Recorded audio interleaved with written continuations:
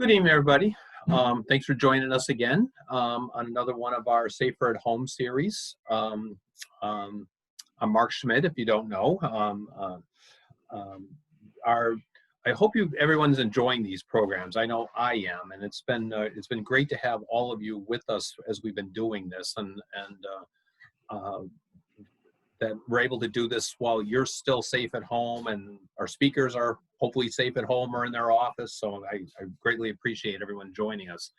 I want to thank our sponsors who's made this series possible: Cape Cod 5, First Citizens Federal Credit Union, Martha's Vineyard Savings.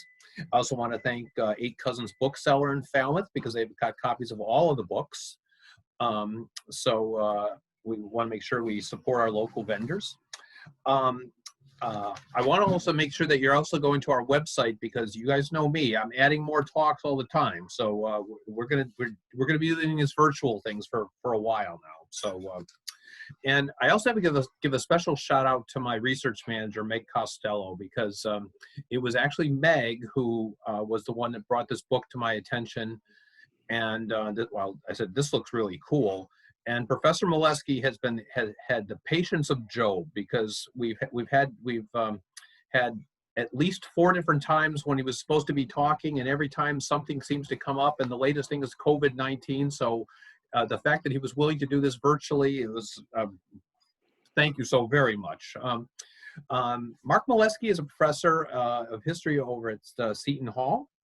And as he writes on his website, I study a wide range of subjects in modern and early modern European history, with a particular emphasis on intellectual and cultural history. My interests include the Lisbon earthquake of 1755, obviously, the European and American Enlightenments, environmental history, the history of science, narrative history writing, the history of Franco-American relations, World War I and II, the Holocaust, and the history of classical scholarship. So without further ado, with that eclectic background, would you welcome Mark Molesky? Well, thank you, Dr. Schmidt, for the invitation and the generous introduction. Of course, no, just Mr., not Doctor. Okay. And thank you to everyone at the Museums on the Green, and to the sponsors, and to Meg Costello, and of course all of you who are connected virtually to hear this talk. As you probably assume, I will be certainly happy to take questions after my talk for as long as need be. So, keep your questions, write them down, or keep them in your head. Yeah, as I meant to say, in the bottom of your screen, you probably, if you've been doing this with us, on the bottom of your screen, you see a chat feature. So if you got a question, type it into chat, and at the end we'll ask the questions. So. Okay. So as I think all of you know, the subject of my talk is the Great Lisbon Earthquake Disaster of 1755, which was, in my view, the most consequential natural disaster in world history. Not the deadliest, but the most consequential, as I'll be talking about in a few minutes. Although curiously, few educated people outside of Portugal have ever heard of it. And I'm including PhDs and professors in European history, 18th, 19th, 20th century history. They may have heard of it, but they have very little knowledge about it, again, and its effects on European politics and culture. So my lecture today is based on my book there on the left, which was the product of about 9 years of research in archives on 3 continents. And as I was telling Mark, just a few months ago, the end of last year, my book was published, you can see there on the right, in Portuguese in Portugal. It was fun to go there to Lisbon and give a lecture at the University of Lisbon. I was on radio and so forth, and really to see what the Portuguese think about my take on what is, their earthquake, their natural disaster. I tried as I was researching the book to, as much as possible, base the narrative. And it is a narrative of not just an earthquake, but a tsunami, and also a firestorm that followed. So there's a kind of a tripartite aspect to this catastrophe. And then, of course, the impact on Portuguese history and European philosophy, history, etc. I tried to base the book as much as possible on what we in this history call primary sources. So I didn't make a claim, or I tried not to make claims that weren't based on eyewitness sources, whether those eyewitnesses were Portuguese, or because Lisbon was such an international city, there were English traders there, there were Germans, there were Italians, there were even some people from China, and I was able to read the sources in Portuguese, because when I was 18 years old, I spent a year in Brazil as an exchange student. So I spent another year of high school. I learned to read the language and speak it, and I return quite frequently to visit my exchange student family. And so when I was studying European history, I was one of the few people who knew Portuguese in addition to French and German, etc. So I found sources, news sources, not only in Lisbon, but in places as far away as the Huntington Library in Los Angeles. I found a couple of letters from an eyewitness in the Morgan Library in New York. I went to the Vatican Library. I went to Hamburg. I went to Britain, Genoa, Venice. And it's amazing what's out there. And so it is based on, again, a primary source base, but also it's undergirded by a lot of reading in the scientific literature. I'm a historian, not a scientist, but I wanted my description of the earthquake, the tsunami, and the Great Fire, which I think was a firestorm, are based, again, on the most recent literature. And of course, understanding the science really helped me understand the eyewitness accounts. So I could read the eyewitness accounts and say, oh, this is what's going on. That's the Raleigh waves, or that's the primary waves working on the building that this eyewitness is in. So I'd like to begin my talk with a few lines from the second chapter of my book, where the earthquake makes itself known. And then I'll give you an overview of the disaster, and then I'll talk a little bit about its impact in Portugal and beyond. So here goes. The first to realize that something was amiss were sailors and ship captains in the northeastern Atlantic. At precisely 9:30 a.m. Lisbon time, on November 1st, 1755, almost 325 miles west of Cape St. Vincent, Portugal, Captain Eliezer Johnson of Boston, that's Boston, Massachusetts, felt his ship shake very much 2 different times, though the sky was very clear and the sea very smooth, reported the Boston Gazette. And so this would be, if you can see my pointer there, this is, of course, Iberia, this is Africa. This here is Cape St. Vincent. So Captain Johnson's boat would be a little bit maybe outside of the screen. This would be about 300 miles away. And this is where the star is the approximate epicenter of the earthquake. So continuing with the narrative. This is Captain Johnson. The first shock lasted 2 or 3 minutes. Then about 3 minutes later came on the second, which lasted about 2 minutes and shook Johnson's ship to such a degree that it unhung the card of his compass, then in the binnacle. At about the same time, 120 miles west of the Cape, the crew of the Jean was thrown 18 inches from the deck by a sudden jolt. While 750 miles southwest of Iberia, a tremor shook the Mary, of course another ship, in such a manner that it overturned the compass and broke most of the earthenware, china, and bottles on board. It strained the ship as if she had been striking on the ground, recalled the captain, and cracked the seams on the deck, which afterward leaked, though they had been quite tight before.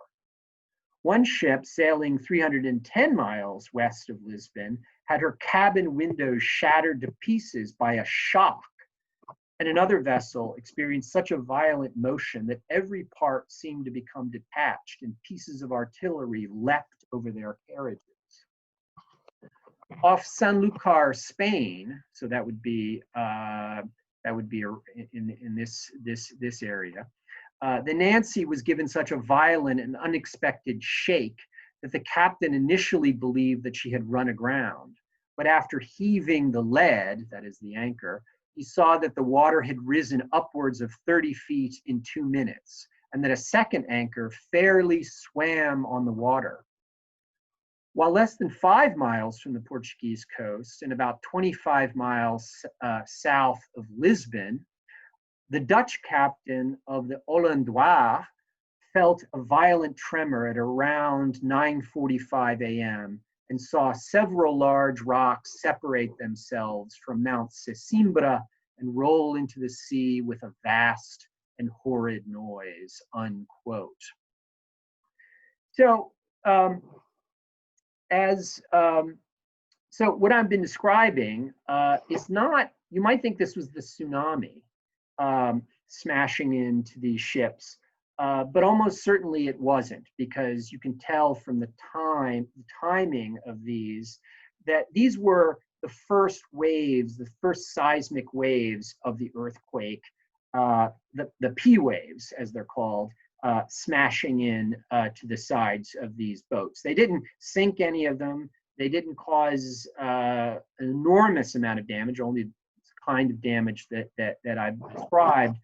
But the captains were so shocked by this that they thankfully wrote it down and reported it at the next port. And it, in the cases that I've shown you here, made it into the papers, whether those papers were in the British 13 colonies or in European ports.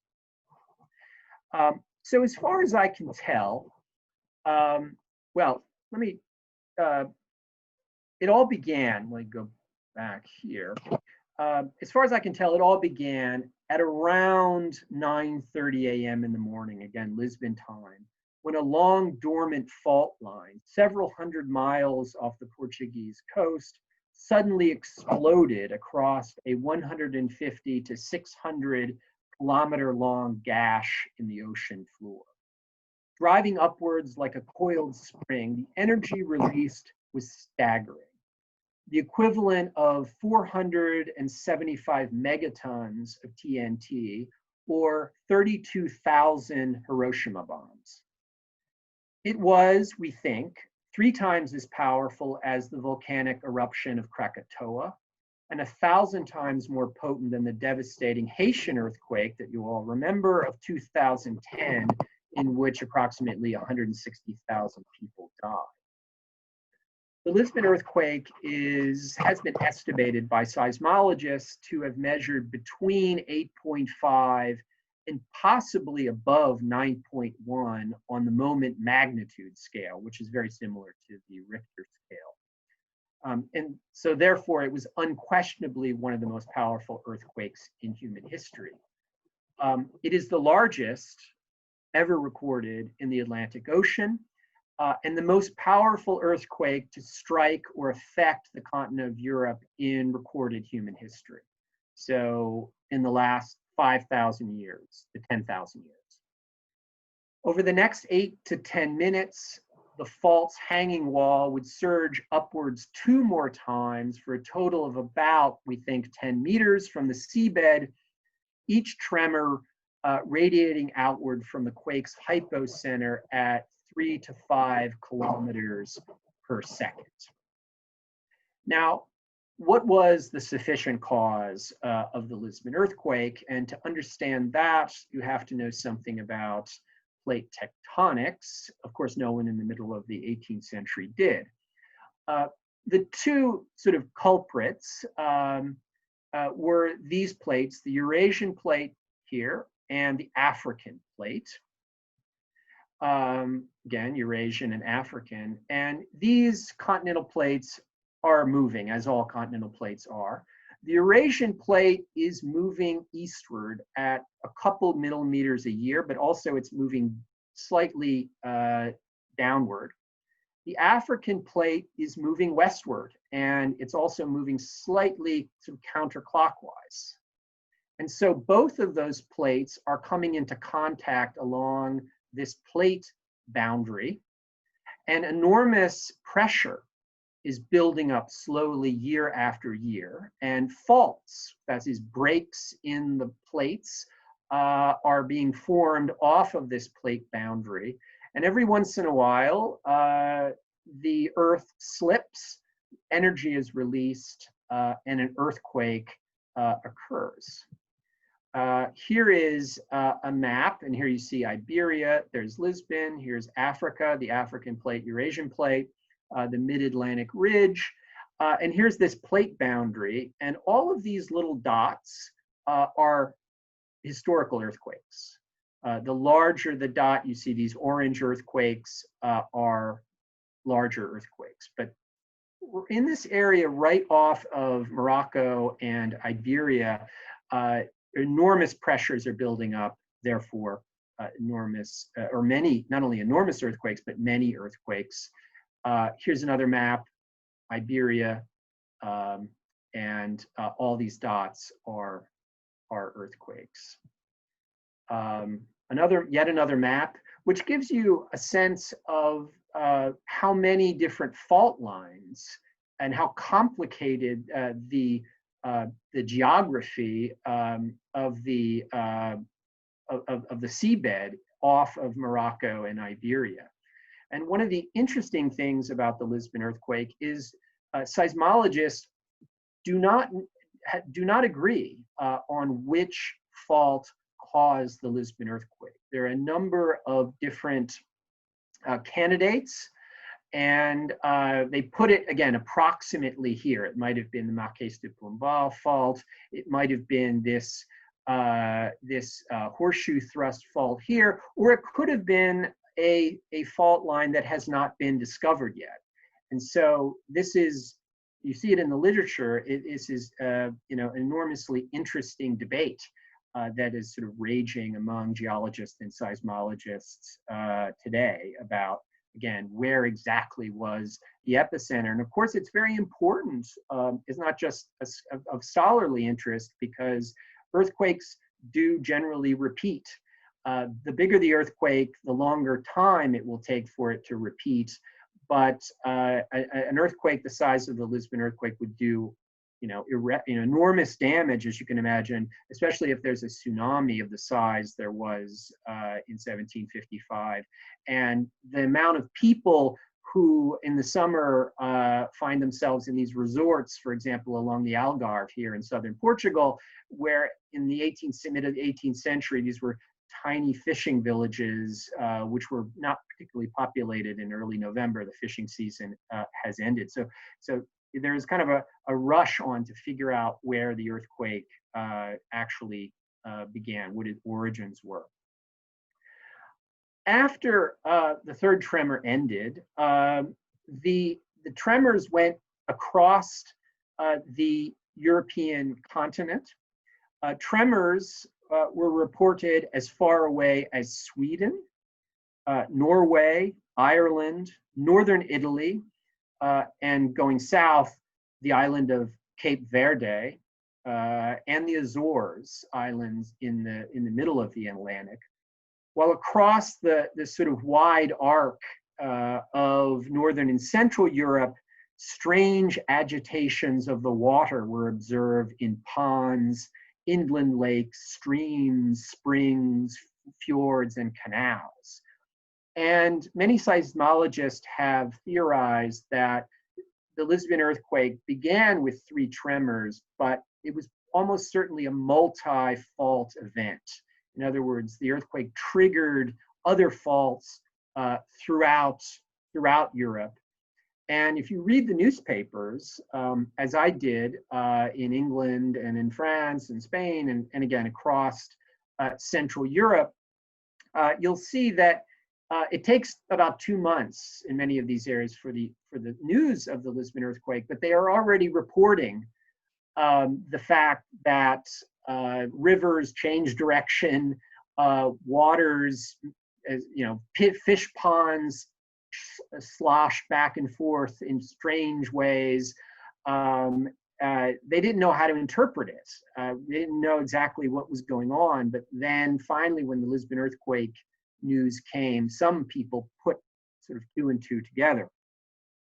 One man who eventually would do this was Casanova, the Casanova. So in Venice, over 1,200 miles from the epicenter, Casanova, who was 29 years old and imprisoned for impiety in the depths of the Doge's palace, in that room there in that photograph, we believe, lost his balance during a tremor and saw the ceiling beam of his jail cell suddenly turn on its axis, though not collapse as he had hoped.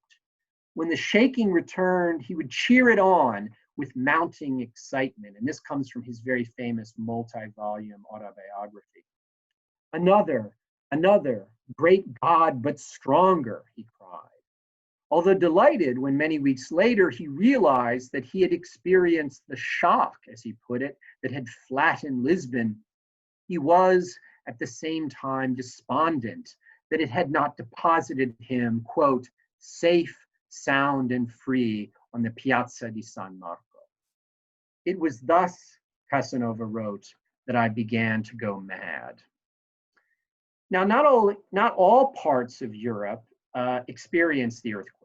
Not all so in other words, it was in various parts of France. It was not even felt. In fact, Paris didn't feel any of although other parts of France did, and that's what makes it such a fascinating geological event. But one thing I found in a Russian newspaper was that a report sent to Russia, to St. Petersburg, there was only one newspaper in 1755 in Russia, that in Naples, Italy, on the morning of November 1st, 1755, the people saw to their horror smoke rising from Mount Vesuvius. And they had experienced earthquakes before. It was also, and I haven't mentioned this before, November 1st, 1755 is All Saints' Day, one of the most important feast days in the Catholic Church. And so this kind of volcanic activity had special meaning for them. They sort of understood the geology enough that smoke from Vesuvius could mean an earthquake, and they ran into the churches and prayed that no earthquake would come. And in fact, no earthquake did come to Naples.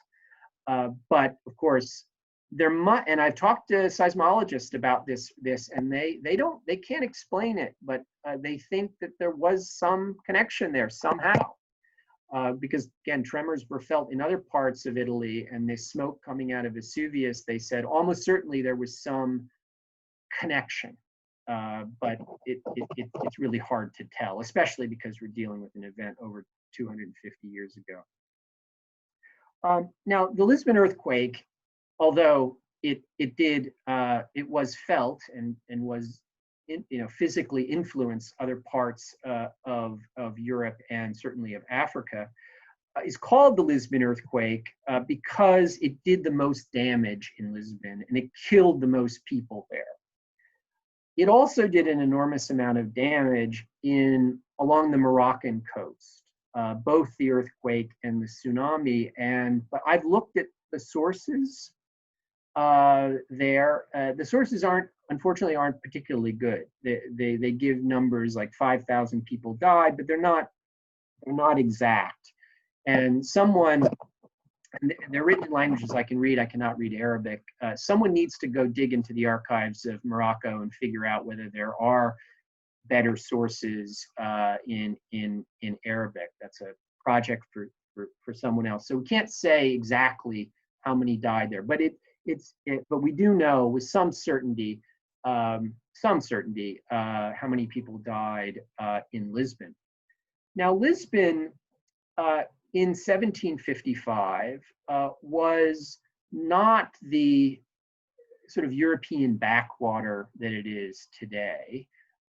It was, and that's no slight on Lisbon, it's a beautiful city and I love it, but it's not on the front pages like, you know, Berlin or London or Paris is, and it hasn't been for quite some time. Portugal was a small country in 1755. It was a fairly poor country, but its capital, Lisbon, was one of the wealthiest cities in the world. And in fact, it was the 5th most populous city in Europe at that time, after London, Paris, Naples, and Amsterdam. And it was the 3rd busiest European port and the principal New World port, in fact, in 1755. One of the first things people talked about when they wrote about Lisbon on the eve of the earthquake was how wealthy it was, how its first of all, its royal family was considered to be the richest royal family in Europe, even richer than the Bourbons of France. Its churches, and there were many churches in Lisbon, were dripping with gold.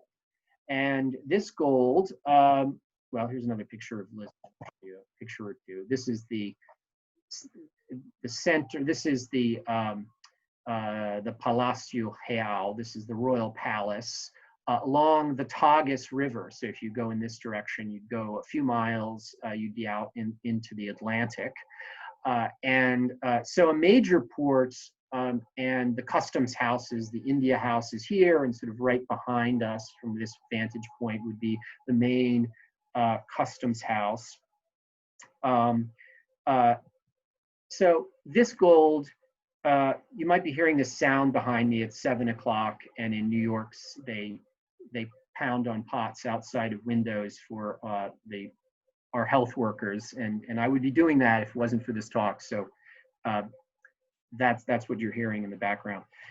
So the gold came from Brazil, Portugal's only New World colony, and the Portuguese had this colony for several centuries, and they hadn't found anything there. Unlike the Spanish, who almost from the beginning, found gold and silver in enormous quantities in Potosi, making in the 16th century Spain the wealthiest and most powerful country in Europe. The Portuguese found gold late, as I say, in the final years of the 17th century in the highlands of central Brazil in a place called Minas Gerais, literally general mines. You can see here the African slaves panning for gold. Here you see them looking for what the Portuguese found in Brazil in this same area in the 1720s. So 20 years later, they found diamonds and emeralds in enormous quantities. And you can see here again, slaves, sometimes indigenous people, but others African slaves. And you can see the sort of overseers there watching over them so that they wouldn't steal, even a carrot. So where did this gold go? Well, some of it stayed in Brazil. This is a beautiful gilded Baroque church from the 17th century. I think it's in Rio de Janeiro. But there are many of them. Much of the gold, however, streamed into Lisbon. A certain percentage of the gold and precious gems went into the pockets of the royal family, the Braganças, and this is the reason, again, that they were considered and were so wealthy. There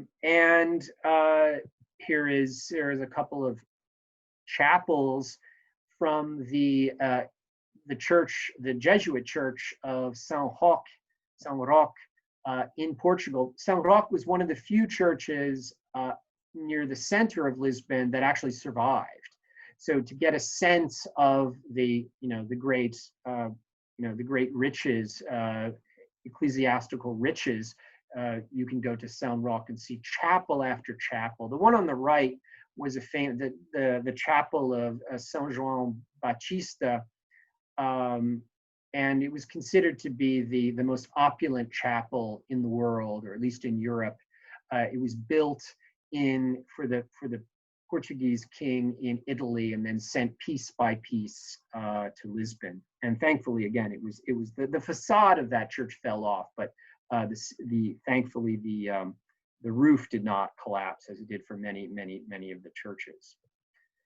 Here is, if you ever visited Lisbon, this is from the famous Coach Museum. I tell all my friends who go to Lisbon, go to this wonderful museum in which you see, the entire collection, or the majority of the collection of the royal coaches. And this is, of course, from the early 18th century, and you get a sense of the gold and how it was used by. And this coach was owned by this man. João Quinto was his name. João is Portuguese for John, or in Spanish, Juan. John V was, the monarch who essentially enjoyed this great influx of wealth. Said he, "My grandfather owed and feared. I neither fear nor owe." Again, because within a generation, the Bragança's economic fortunes changed, and so did the complexion of Lisbon. And again, certainly the interiors of these churches, and then because of this, large numbers of merchants came to Lisbon. Lisbon was, again, one of the centers of world trade, and half of all the merchants in Lisbon would have been British, and the other half from, again, other European countries, Germany and France, and as I say, some from Asia. So Lisbon was known for its riches. It was also known for the fact that the Inquisition, which had disappeared from much of Catholic Europe, or almost all of Catholic Europe, by the middle of the 18th century. Remember, this is the middle of the European Enlightenment, but it still existed. People were still being burnt at the stake. And again, you recognize this play. This is the Terreiro do Paço. That's the royal palace there in the background, and you see all the merchant ships. And heretics, again, were being burnt there, and also in the other central square of Lisbon, the Rocio. It was, it was a rich city, but it also had this dark side, particularly in the minds of the British, who were quite anti-Catholic in this period. Now, the earthquake, as I said, began at 9:30 a.m. It took about 15 minutes for the first tremors to arrive in Lisbon. And what most observers and eyewitnesses say, before the first tremor, they heard a noise, which to many sounded like several coaches going down the cobblestone streets. One coach, some people say multiple coaches, in other words, shaking the homes. Some people said it sounded like a chest being pulled across the deck of a ship. And then the buildings started to sway and started to move in different directions, depending on which waves were arriving. And some waves swayed homes back and forth like ships. The Raleigh waves would push the floor upwards.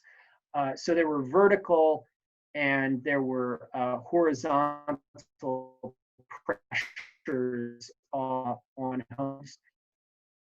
And the largest buildings, generally the most vulnerable in an earthquake. And I have this slide of the Carmelite church in Lisbon because it's famously been left as a ruin. And you can see one of the things that occurred was the ceiling or the roof of the main church, and that's what you're seeing here, collapsed on top of parishioners. It was a Saturday, but it was a feast day. and it arrived at about, as I say, 9:45 a.m. So it was just at the end of the 9 o'clock mass, just before the 10 o'clock mass.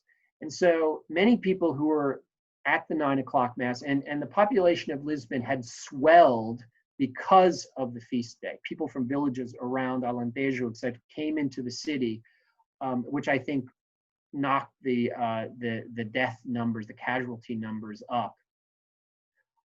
And so the worst places you could be would be in a large building like a church, or in the streets, where a lot of people were unfortunately walking to the 10 o'clock mass, which was the high mass. And it's the eyewitness accounts are fascinating because they describe as I say, the sounds, the swaying of the buildings. And one eyewitness said that he could hear the stones in the wall of his room going back and forth against the mortar between them. I thought that was a rather odd thing, but in fact, a few years into my research, I was sitting in this very room working on my book, and the floor lamp started to go back and forth, and I thought, very strange. And I could hear what I thought to my left in the corner of my apartment. I live on the 5th floor of a 9-story apartment building, a brick building built in 1925. So I never feel it sway or never, but I could hear the bricks, or what I thought were bricks, shifting back and forth in the wall against the mortar. And I talked to a seismologist, and she said that, almost certainly, yeah, that's what you heard. And only later, it lasted about 10 minutes. This was the earthquake. I don't know if it got up there to New England, but its epicenter, I think, was in Virginia. And it was felt in various places, obviously a little bit in New York City, but my superintendent told me about 20 minutes later, oh, there was an earthquake. And then I put 2 and 2 together. So the earthquake arrives. There are 3 tremors. They all, including the 1 minute interval between the first and the second, and the second and third. There's a huge plume of dust that goes up that takes about 10 minutes to dissipate. Many eyewitnesses said that it created a kind of Egyptian darkness. You couldn't see the sun, even though it was a bright sunny day. And then the dust settled, and a new city was revealed to those who had survived. And again, thousands had died, thousands were again terribly injured or trapped underneath the rubble. Now, the Lisbon earthquake, the epicenter, of course, takes place on the ocean floor. It was like all of the largest earthquakes. Was a mega thrust earthquake. And that is, you can see here, the earth is pushed upwards. And if it occurs on an ocean bed, energy is forced upwards. And it creates, at least initially, it's called a wave, but it's actually, as it starts, it's an energy wave that moves in various directions. From its epicenter, a tsunami moves at about the speed. Again, it's an energy wave. It's not H2O that initially is moving. It moves at the speed of a jet airplane, so 400 or 500 miles an hour. It slows down when it gets closer to the coast. That energy starts to build up here, and H2O molecules start to be pushed into the shore. And here is a diagram from my book that shows, again, that's the epicenter, and all the places that the tsunami we know went from eyewitness accounts. It actually went through the Straits of Gibraltar, into the Mediterranean. It smashed into both Cadiz in Spain and the Portuguese coast. Morocco went as far across the equator here and went as far as Brazil. I've read the accounts from the governor of this part of Brazil. Several people, fishermen, drowned there. And there are accounts in the Leeward Islands and an unconfirmed account that it reached Cuba. I've not seen a primary source from Cuba, and someday I wish to kind of go there and look up, see if there is actual source. But there's a 19th century account that says it hit Cuba, and then there are accounts that say that it hit the Azores and Newfoundland. It was also registered in southern Great Britain, in England, and in Ireland. This was an enormous tsunami. In some places about 40 feet in height. It did most of its damage, of course, in the areas closest to it. So the southern coast, the Algarve in Portugal, and along the Moroccan coast. So again, here's the earthquake would be around here. You see the areas that it struck with the most ferocity. You can see here, though, that Lisbon is not on the coast. It's this is the Tagus River, and so the tsunami had to enter into the mouth of the Tagus, and there's the sandbar here, which probably took some of the energy out of the tsunami, but it did eventually smash into the riverbank among Lisbon, where it seems thousands of people had gone to the riverbank thinking that there they would find safety from falling debris and so forth. Also, there was what's called a drawback effect.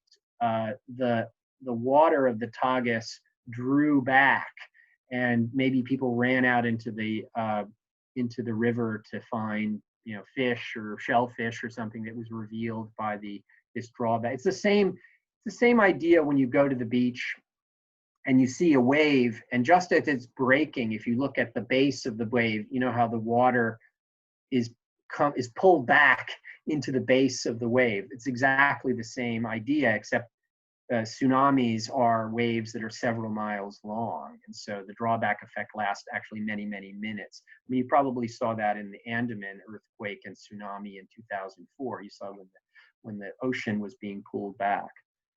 So the tsunami goes into the Tagus, smashes the riverbank.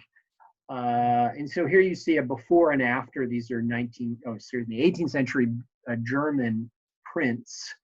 There's the royal palace there, the Terreiro do Passo, and then the after etching, I guess, with both the tsunami, the boiling river, the ships being tossed around, and then you see the third element of the earthquake, which was the fire. The earthquake, as I've told you, occurred just at the end of the Mass, at the 9 o'clock Mass. The churches were filled with candles. Many people were cooking the feast day meal in their homes.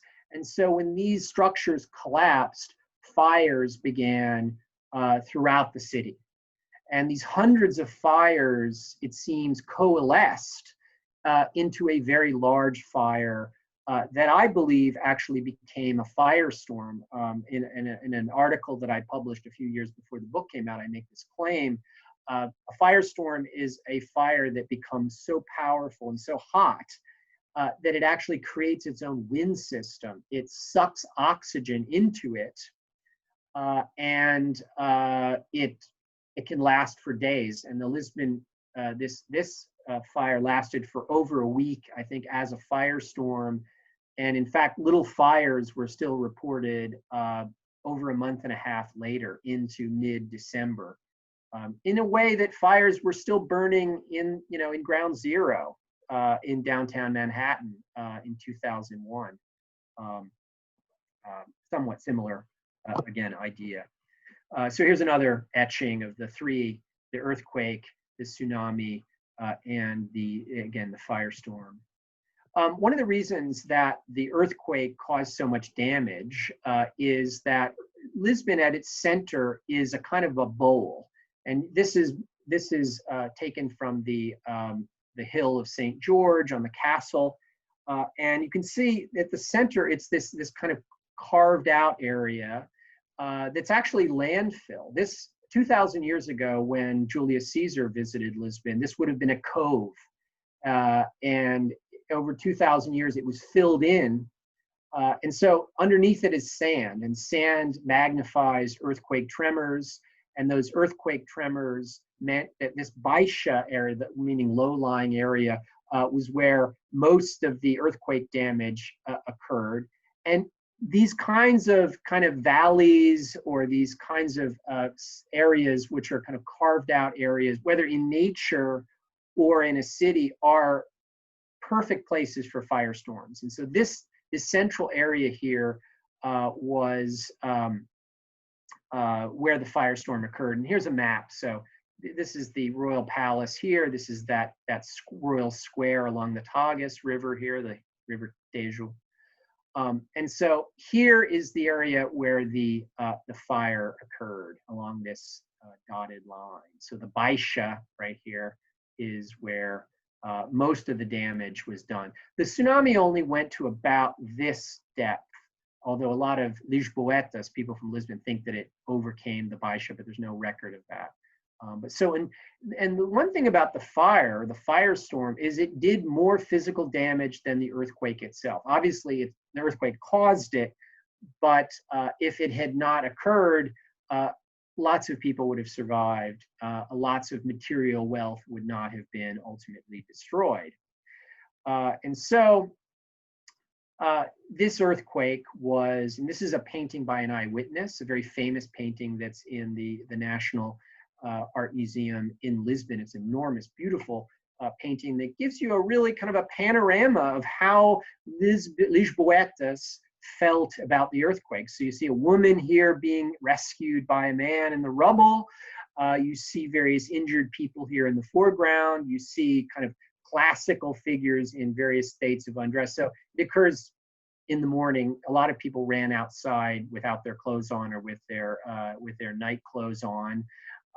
And it was viewed as a religious. People thought that this was the end of the world, that this was the apocalypse. And so priests were sort of mobbed. People wanted to touch the hem of their garments because they thought the world was ending. And so all kinds of sermons were given. You can see these people grabbing this cross here on the right. This is the ruins of the church of Santa Catarina. And then you see above the church these angels with swords.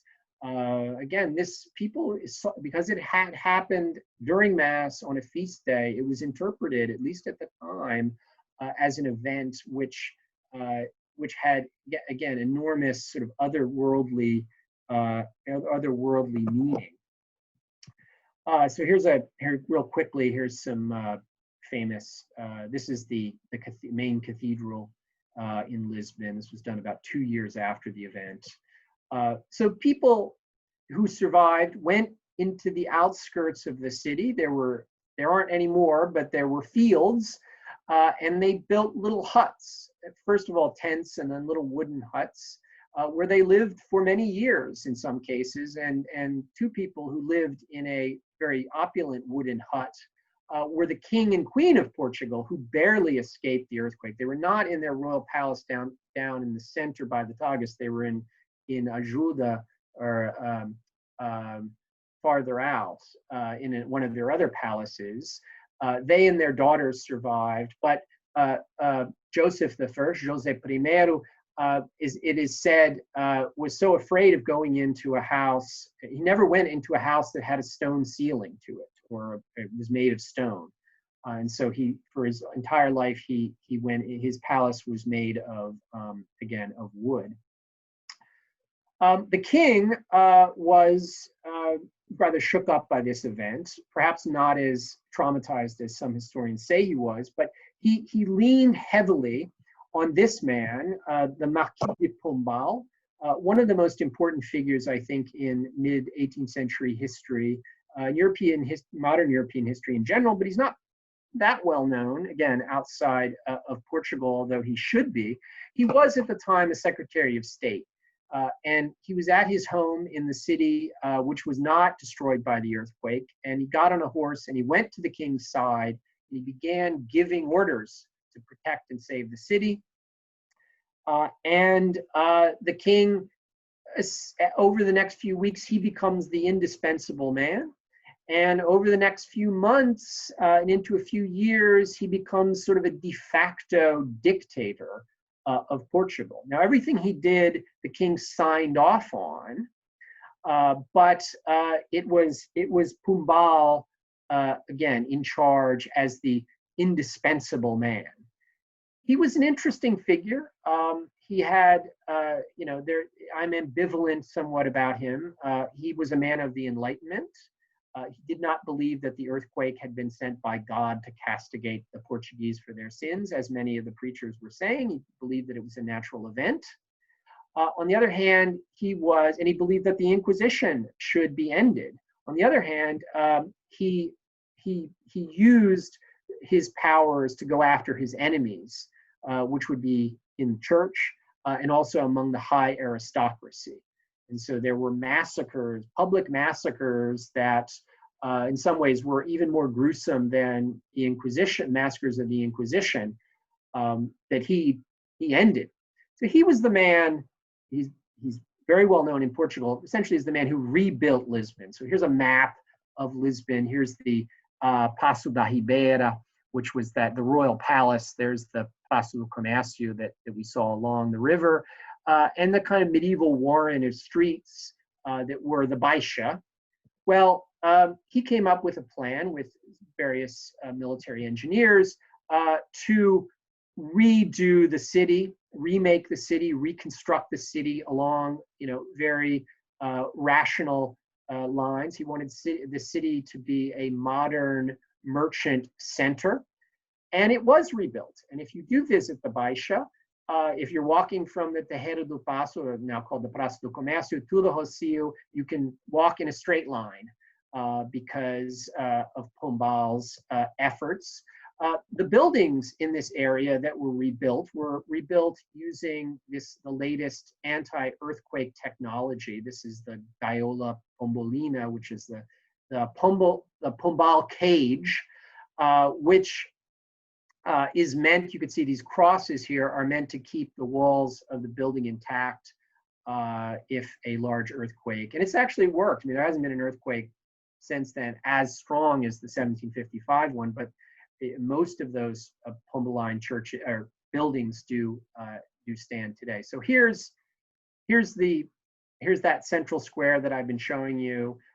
And here is the rebuilt Baixa. And you can get a sense of it being a kind of a valley at the center, at the heart of Lisbon.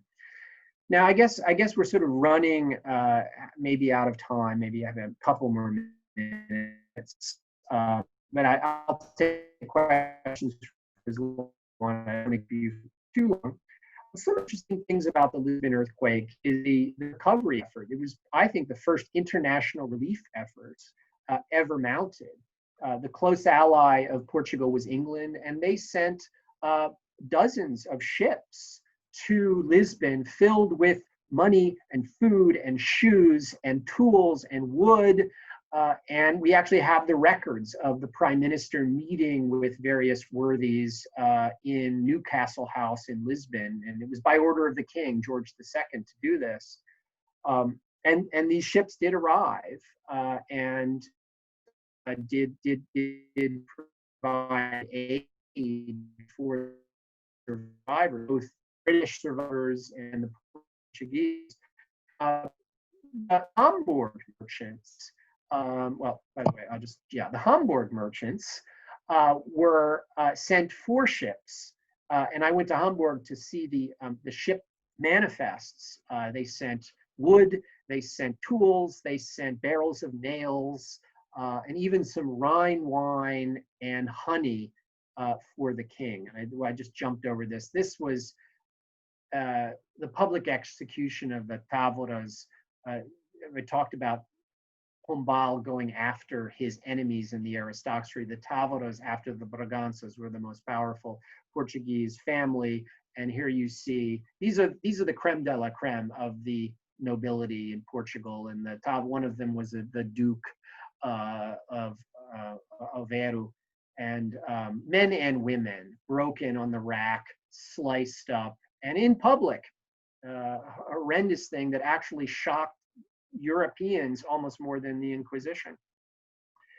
And so my last thing that I want to talk about is, very quickly, is this intellectual debate that the Lisbon earthquake started. And for most people who know anything about the Lisbon earthquake, they know that it makes a cameo appearance in Voltaire's Candide.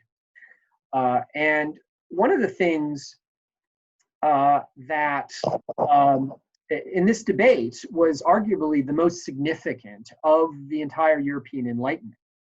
And it engaged not only philosophers and professors, but ordinary people in the pews and front parlors from Lima to St. Petersburg. And so the Lisbon earthquake was very much a public event in that it affected a large portion of the population of the Western world.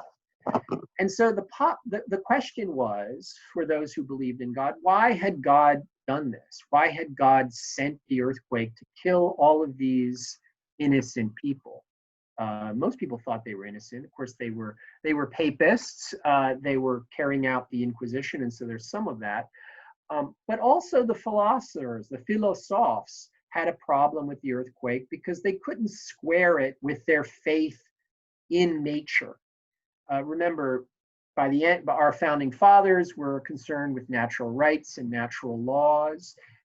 The idea was, in making laws, you were trying to become, or even doing something, you were trying to get closer to nature. Nature was good. Artificiality was out.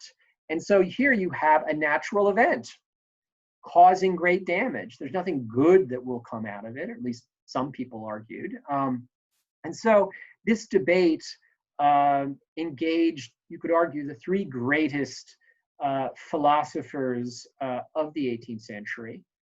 François-Marie Alouet, Voltaire, who was in Switzerland, felt the tremors of the earthquake. A bottle of red wine fell off a table and smashed on the ground. And then several weeks later, he learned about the earthquake and was touched that he had felt a tremor from it, but also was greatly saddened by the earthquake. And he, in his poem on the earthquake, from which I take my title, This Gulf of Fire, in English translation, but he found a subject to write on, and it becomes his masterpiece, Candide, which is an attack on people that think that all is well in the world. And, earthquakes are a natural occurrence. How do we square that? If God is good and nature is good, why did these horrible events keep happening? Why are there wars, et cetera, et cetera? Jean-Jacques Rousseau, maybe the greatest best-selling author of the 18th century, from Geneva, Switzerland, wrote a counter letter to Voltaire's poem, and it's believed by him that Candide was a response to that letter. Thought that Voltaire had gone too far in claiming that the earthquake was a terrible thing sent by God, and that therefore was a kind of a black mark on God's reputation. Rousseau would have nothing about that and said, no, the problem was not God or nature. The problem was man. People built cities with buildings that were over 5 stories. If they had lived in little huts scattered across the Iberian Peninsula or along the Portuguese coast, they would not have died. And so again, it was a classic Rousseau coming to the defense of God and nature, and saying, actually, what you're seeing here is the corrupting influence of cities that are too that are overbuilt and are too congested. Perhaps the greatest philosopher, again, arguably since Aristotle, Immanuel Kant, living in Königsberg in Prussia, was kind of on Rousseau's side. He was influenced by Rousseau. He argued, well, lots of people died and that's terrible, but earthquakes are generally good things. They warm up the earth and help vegetation to grow. They create metal ores, which, by the way, are nonsense. He didn't know that. He's not a nonsensical philosopher. He's one of the great philosophers. I don't mean to say it, but this is early Kant. And he also said that if the earthquake in Lisbon didn't happen, a larger, more catastrophic earthquake would have occurred. And he actually used the word holocausten to describe these larger events. And so there was also a rollicking debate about the physical causes of earthquakes and tsunamis. No one knew what caused them. It was one of the last large physical phenomenon that had not been, after the scientific revolution of the 17th century, had not been determined. And in fact, it wasn't, and this was sort of shocking when I first learned it, again, I'm not a scientist, that it wasn't until the 1950s and 1960s that the true causes of earthquakes were discovered, and that's the plate tectonics that I talked about. They didn't have plate tectonics at this point, and so there were all kinds of theories out there. Many of them didn't go very much farther than Aristotle, who believed that winds moving through caverns under the ground caused earthquakes. So most of the theories, cutting-edge theories in 1756, were exploding gases, exploding fires shook the earth. And so, again, my final slide. So this gave an opening. Again, in the middle of the 18th century, this modern century, so-called, to religious figures like John Wesley here, the Anglican minister who founded Methodism. And he argued in sermons that are now published, but he and others said essentially the same thing. No one in the scientific community, no philosopher has figured out what caused the Lisbon earthquake, or indeed any earthquake. But we know, those of us, those believers know what causes earthquakes because we have read the Bible. God causes earthquakes, and God is sending signals to us through earthquakes. And so we in England should not feel smug in the fact that that London has not been destroyed. If we keep up our sinful ways, it almost certainly will and be destroyed. And so in some ways, this earthquake, there was this debate, but in some ways it gave the religious elements in Europe, the churches of Europe, a way to counterattack against the secular and scientific forces. Now, most preachers and priests at the time did believe in science, but for many of these religious individuals, earthquakes had a special place.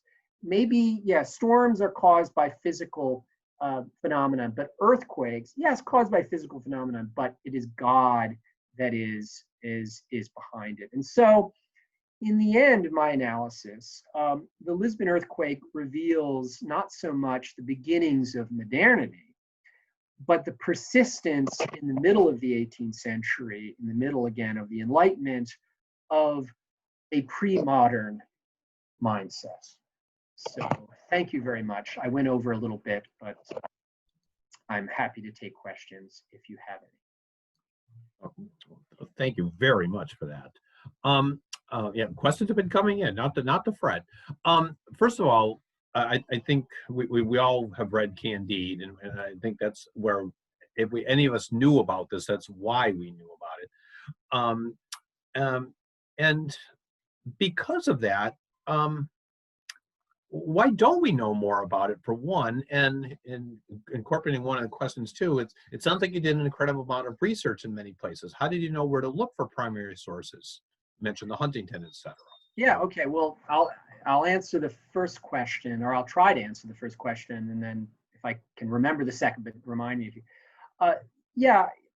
Why don't more people? Why haven't there been more books written on the earthquake?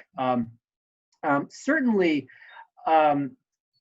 people in Portugal know about the event, and lots of the Portuguese have written lots of articles on it and so forth, but they haven't written a lot of books, like big narrative histories. In fact, really none that I know of, because it's sort of not in their tradition as historians to write sort of overarching histories of the earthquake. Now, I'm not really answering your question. I'm just explaining why there have been so few books written on it. I think it has a lot to do with the fact that Portugal today is not on the front pages of newspapers. We don't think about Portugal very much. We think more about Spain, and in fact, you see that in history departments in the United States. There are very few chairs of Spanish history, almost no chairs of Portuguese history. You have little pockets of Portuguese history, for example, at Brown University, because lots of Portuguese and Brazilians live in your part of New England, as you all know. But you don't, the interest for Americans is German history. And now there's a great deal of interest in Latin American history.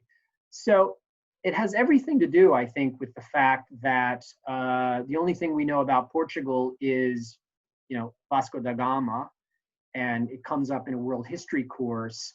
But because Portugal is not a major player in European and world events today, its history is not known or discussed. So that's how I would answer that.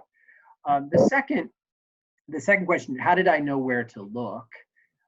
Well, what I did was I, of course, first went to the obvious places in the various archives in Lisbon.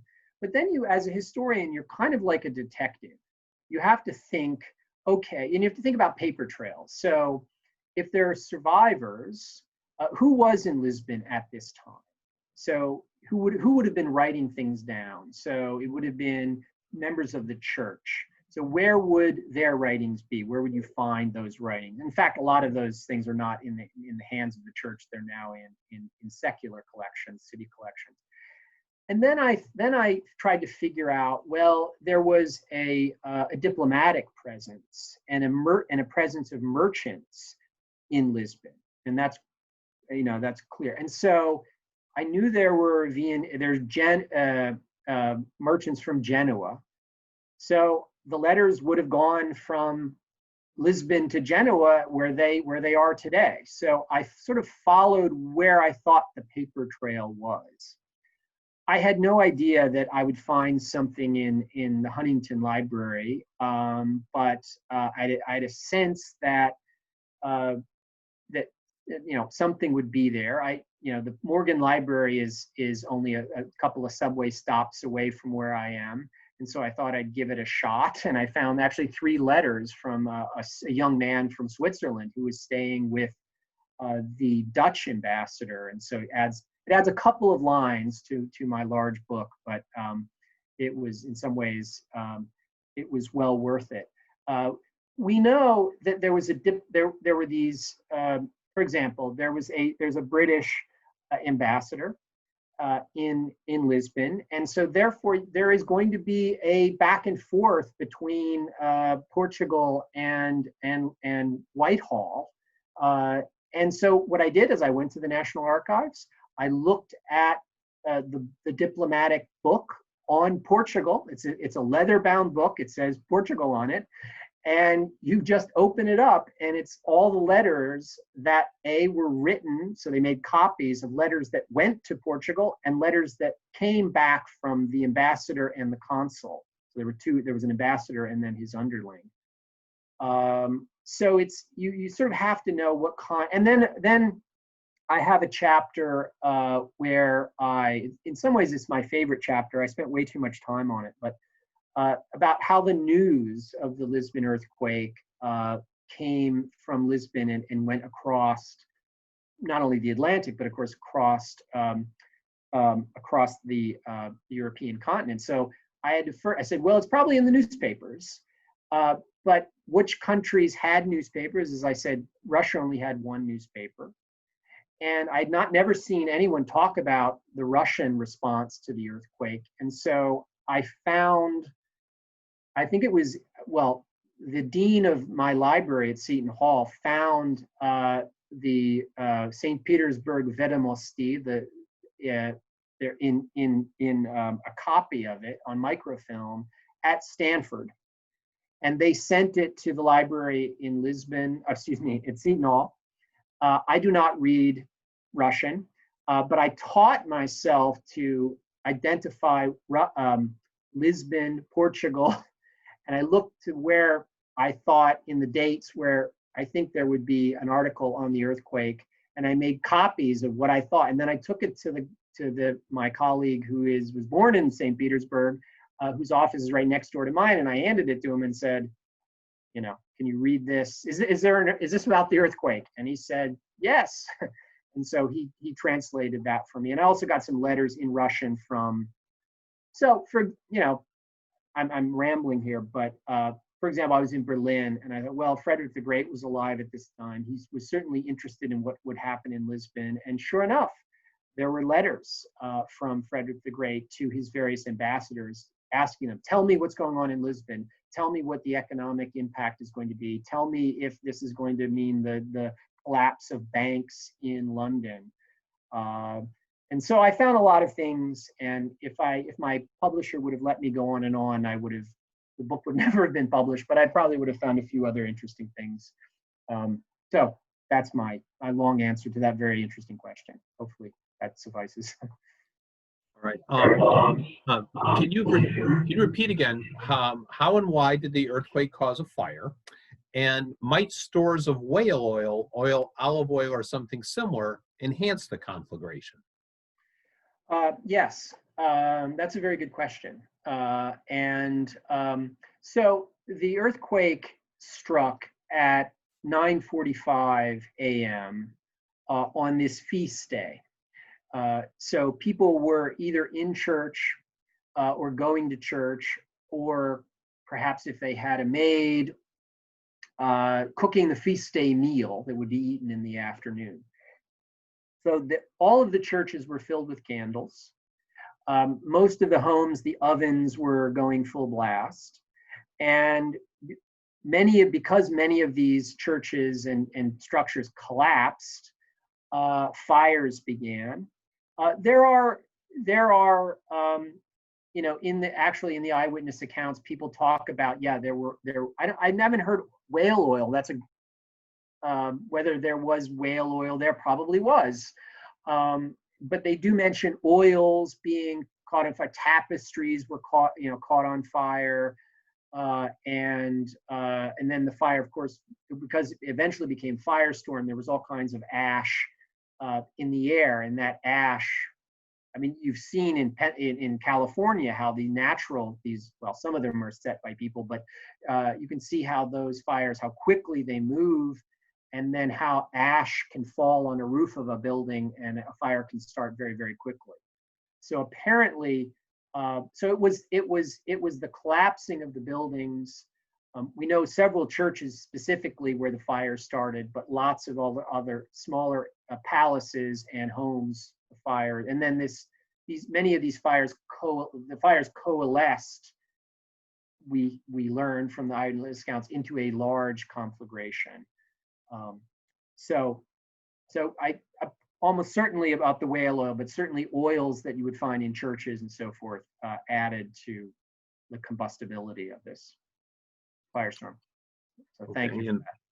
One more question. You had said at the top of your talk that experts weren't quite sure which tectonic plate caused this, but is there any concern that particular plate that caused the earthquake, is it still active or has it been active? In other words, when's the next one coming?